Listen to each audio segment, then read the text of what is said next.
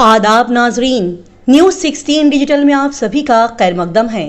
बेंगलोर शहर के BMTC office में आज रीजनल कमिश्नर हॉल में मुतवल्ली ज़मरे के तहत इलेक्शन में डाले गए वोट्स की गिनती अमल में लाई गई।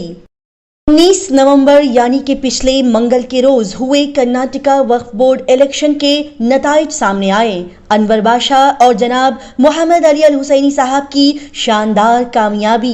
जैसे कि सभी को पता है कि पिछले मंगल कर्नाटका वक्फ बोर्ड इलेक्शन के लिए कर्नाटका रियासत के अलग अलग शहरों के सजादगान मुतवल्लियान ने अपने पसंदीदा कैंडिडेट्स को वोट डाले और आज आखिर इस इलेक्शन इंतखाबात के नताइज सामने आ गए, जिसके बाद पता चला कि जनाब अनवर बादशाह साबिक चेयरमैन कर्नाटका वक्फ बोर्ड और गुलबर्गा शहर के मारूफ दरगाह ख्वाजा बंदे नवाज गेसुदराज रहमतुल्लाह अलैह के 24वें सजादा नशीन हजरत मोहम्मद अली अल हुसैनी साहब ने बड़े ही शानदार अंदाज में इस इलेक्शन में कामयाबी हासिल की है।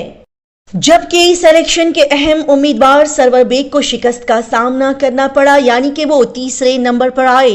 बता दिया जाए कि अनवर बादशाह 409 वोट्स के साथ पहले नंबर पर आए और जनाब मोहम्मद अली अल हुसैनी साहब ने 316 वोट्स हासिल करके दूसरी पोजीशन हासिल की, यानी कि दूसरे नंबर पर आए और जनाब सरवर बेग साहब को 240 वोट्स मिले। लिहाजा बता दिया जाए कि मुतवल्ली ज़मरे के तहत 6 मुतवल्लियान इस इलेक्शन के मैदान में उतरे थे, जिसमें अनवर बादशाह को सबसे ज्यादा वोट्स मिले हैं और गुलबर्गा शहर से जनाब मोहम्मद अली अल हुसैनी साहब दूसरे नंबर पर आए और कर्नाटका रियासती वक्फ बोर्ड के रुकन के तौर पर चुने गए।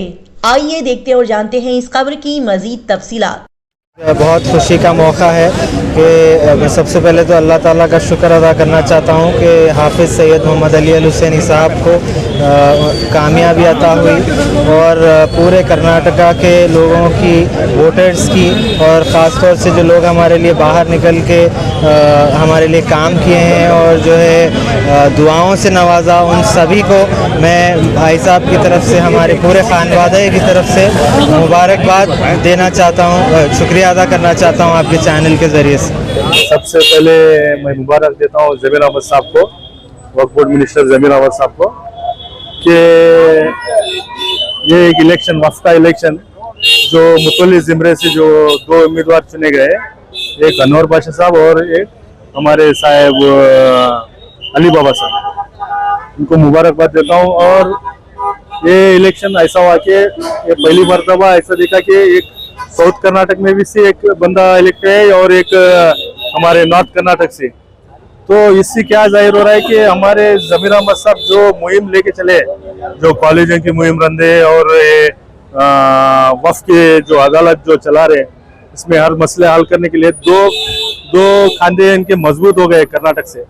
ये साउथ कर्नाटक से भी मजबूती मिली और नॉर्थ कर्नाटक से भी इनको मजबूती मिली है।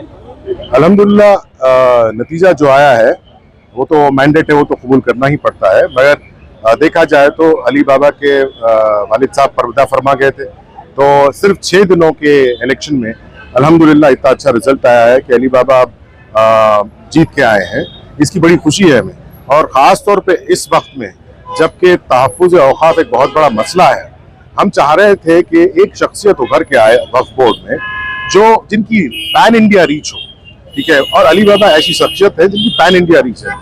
ये तहफ़्फ़ुज़ के एतबार से और तरक्की के एतबार से अली बाबा साहब का तो प्रूवन रिकॉर्ड है कि वो तहफ़्फ़ुज़ और डेवलपमेंट ओरिएंटेड है। तो अल्हम्दुलिल्लाह उनका चुन के आना वक्फ बोर्ड में ये बाई से खुशी है कि तहफ़्फ़ुज़ और तरक्की दोनों साथ में होगा इंशाअल्लाह।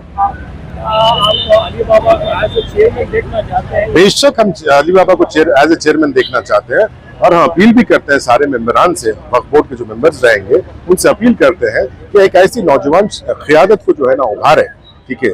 और ये ज़रूरी भी हो जाता है आजकल के हालात में। आप लोग सब जानते हैं कि अली बाबा की पहुंच कहाँ कहाँ तक है, उनकी सोच क्या है, तहफ़्फ़ुज़ के लिए भी और तरक्की के लिए भी। हमारी तो अपील रहेगी सबसे कि अली बाबा को चेयरमैन बना के जो है ना, चेयरमैन बनाए सारी हुकूमत और जो भी 11 मेंबर्स हैं उनसे हम अपील करते हैं कि अली बाबा को चेयरमैन मुंतखब करें इंशाअल्लाह। मुंतखब हुए हैं, क्या कहेंगे? लंबी पारी आपने खेली है, बहुत ज्यादा वोट लिए हैं, कैसे मुमकिन हुआ है? इंशाल्लाह मुतवल्ली मेरे ऊपर ओपिनियन अच्छा रखो, अच्छा काम करते हैं बोल को वो वोट किए।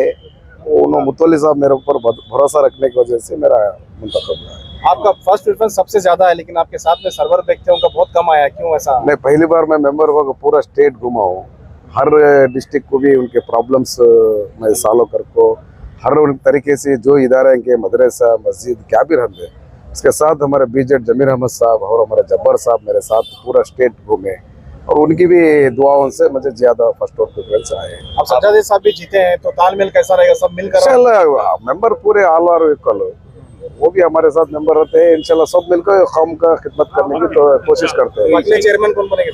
इंशाल्लाह वो डिपेंड अपॉन वक्त मिनिस्टर है, इतने बड़े वोट मिलेंगे आपको, क्या उम्मीद थी? मेरी उम्मीद अभी ज्यादा थी, तो कितने वोट हमारी उम्मीद 500 की थी, जरा मुतल्लिया जरा कम करे, लेकिन सब पूरे स्टेट के मुतल्लिया को मेरे तरफ से शुक्रिया भी। कितने वोट मिले सर? 409।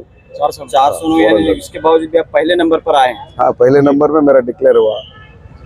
तो इलेक्शन के दौरान जो है आपके खिलाफ एलिगेशंस भी लगाए गए, वो इलेक्शन के टाइम में मामूल ना यार, आपके सब के ऊपर भी एलिगेशन है, किसे छोड़े हैं, हुजूर को छोड़े ने, मेरा क्या हिसाब है, सबके ऊपर भी एलिगेशन। नॉर्थ कर्नाटक से ज्यादा वोट मिले आपको, साउथ में ज्यादा वोट नहीं मिला?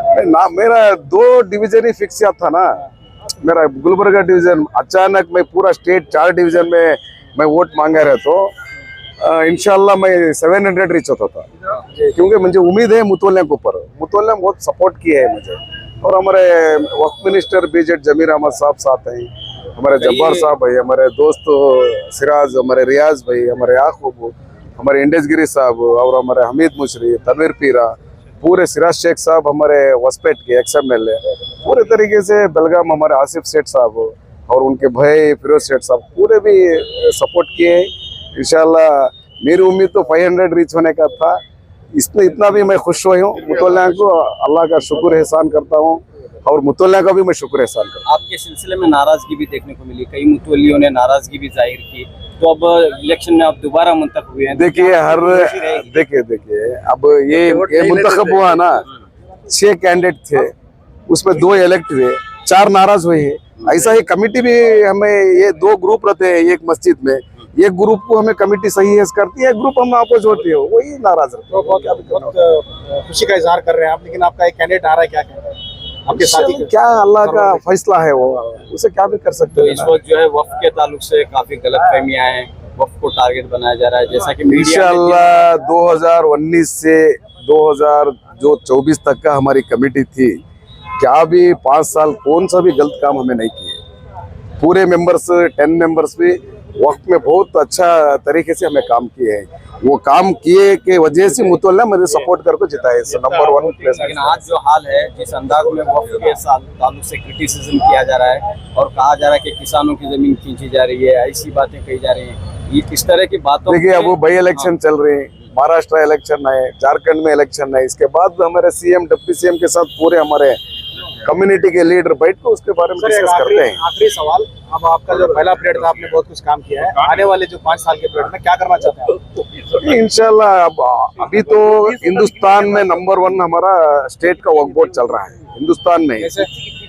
अभी हमें 15 कॉलेजेस है एग्जाम्पल, हिंदुस्तान में कौन सी वक्फ बोर्ड की तरफ से एक कॉलेज भी नहीं ओपन किए, एम्बुलेंस दिए, ऐसे सब हमारे जमीर अहमद साहब के बहुत ख्वाब है, जो जमीर अहमद साहब ख्वाब लेकर आवाम के लिए फिर रहे हैं। इंशाल्लाह उनकी उम्मीद पूरी हमें पूरे मिलकर करते हैं। वक्फ कॉलेजेस का आपने संग बुनियाद तो रख दिया है, लेकिन वो हकीकत कब बनेंगे, कब वक्फ कॉलेज? ऑलरेडी टेंडर प्रोसेस है, वो टेंडर बुलाए, वो ट्रांसपेरेंट एक्ट के हिसाब से टेंडर बुलाए, हमें कौन भी वक्फ बोर्ड से कौन भी इन्वॉल्व नहीं हो रहे, हो दूसरे एजेंसी को फिक्स करे हैं, गवर्नमेंट एजेंसी को, वो ट्रांसपेरेंट एक्ट के हिसाब से टेंडर हो रहा है, वो काम भी चालू होएगा। मैं सबका शुक्रिया अदा करता हूँ, शुरू अल्लाह ताला से, सरकार दो आलम सल्लल्लाहु अलैहि वसल्लम के सदक़े तुफ़ैल में, हज़रत ख्वाजा मदद नवाज़ के सदक़े तुफ़ैल में, मेरे वालिद, मेरे दादा, सबकी दुआएं मेरे साथ हैं, और जितने लोग जो काम किए हैं, जो दुआएं किए हैं, उसका मैं अंदाज़ा भी नहीं कर सकता, कोई शायद अंदाज़ा नहीं कर सकेगा।